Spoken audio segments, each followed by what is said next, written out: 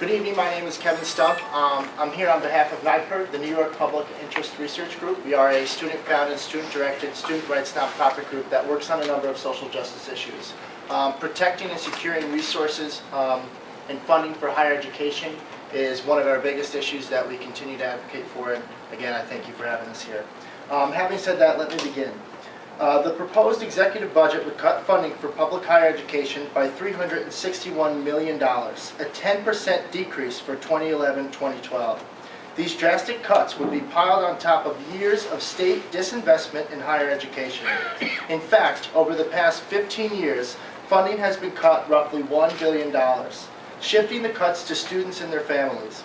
While we were pleased to see that the executive budget did not propose an increase in tuition, in light of the reduction in state support for public higher education over time and the additional strains placed on the system, we fear that there will not be sufficient resources to maintain access and the quality of public higher education in the state. Nypirg urges that you support measures designed to restore state support for SUNY and CUNY, the tuition assistance program, and the state's network of community colleges. Our testimony outlines the economic advantages of higher education as well as the recent levels of support. And we will discuss our positions on opportunity programs, community college funding, and so-called rational tuition. Higher education as an economic engine. While New York works through this punishing recession, policymakers must not lose sight of the state's future and the central role that higher education must play in it. In his State of the Address of Union, the President said, "If we want to win the future, if we want innovation to produce jobs in America and not overseas, then we also have to win the race to educate our kids." This budget crisis demands hard choices, but it also demands smart choices.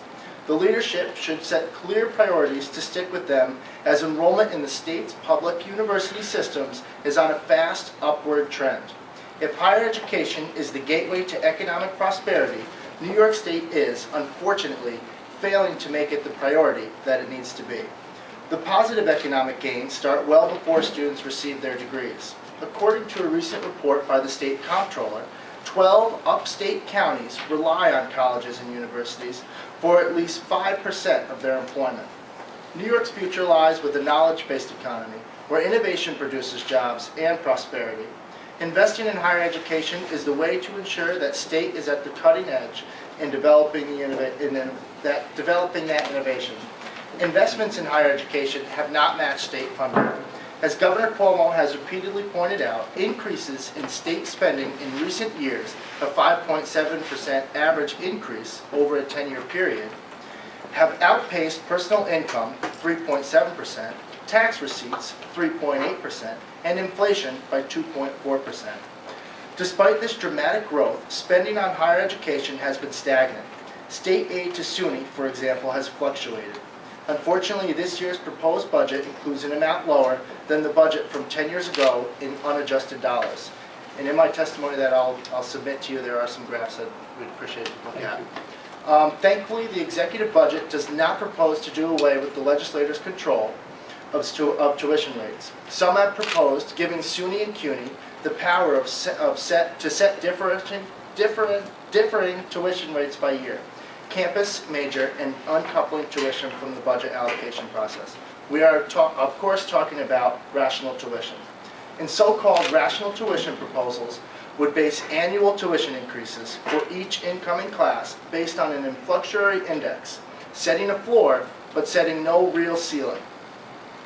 On principle, Nypirg believes that college should be affordable. Annual index tuition increases will make public college education less affordable. Increasing tuition means students must make up the difference through limited public financial aid and private loans. Over 60% of all college graduates from SUNY and CUNY carry tens of thousands of dollars worth of student debt. Upon graduating, these students enter into an already unstable job market with scarce resources. Recent studies show that unemployment for recent college grads went up 5.8% in 2008 to 8.7% in 2009. High student loan debt and even low debt, when paired with low earnings, can leave students with unimaginable payments that can jeopardize their basic needs and lead to delinquency and default. Leaving college with burdensome debt also prevents or delays borrowers from taking important steps that have benefits to not only individuals, but to society and the economy as well, such as home ownership. Putting additional stress on students and their families by increasing public college tuition during times of financial hardship will further weaken the capacity of people to handle the state's economic difficulties.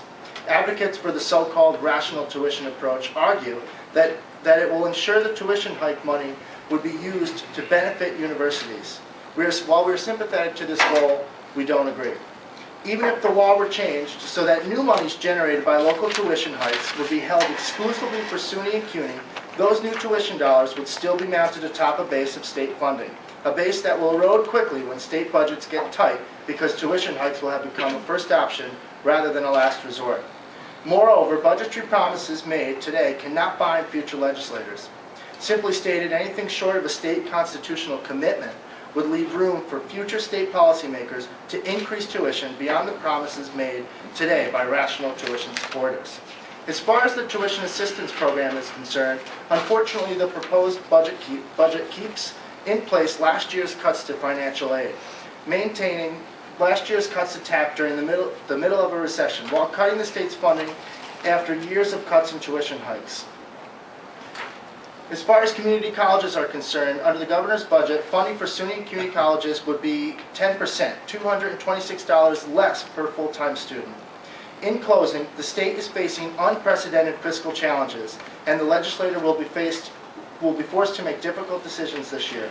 Nypirg recommends that legislators like yourself do everything possible to protect affordability and quality higher education.